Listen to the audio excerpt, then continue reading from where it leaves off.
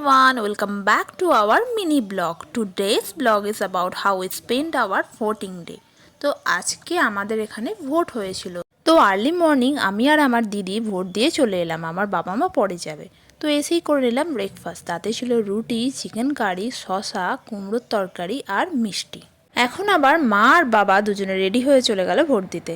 এসে গেছে ভোট দিয়ে, আর এই দেখো মিষ্টির পাগলামি কি আমার মাকে দেখে। এই আমাদের এখন 4 জনের ভোট দেওয়া কমপ্লিট হয়ে গেছে, আর একটা পার্টির লোকজনেরা এসে আমাদের বাড়িতে খাবার দিয়ে চলে গেল, মুড়ি আলুর দম। আর একটা পার্টিরও খাবার চলে এলো আমাদের বাড়িতে, তো ছিল লুচি আলুর দম। তো প্রতি বছরই আমাদের বাড়িতে ভোটের খাবার দিয়ে যায়, আর এগুলো খেতে আমার কিন্তু দারুণ লাগে। এরপর খেলাম my favourite milk tea. Next গেলাম পাপ্পিদের খেতে দিতে।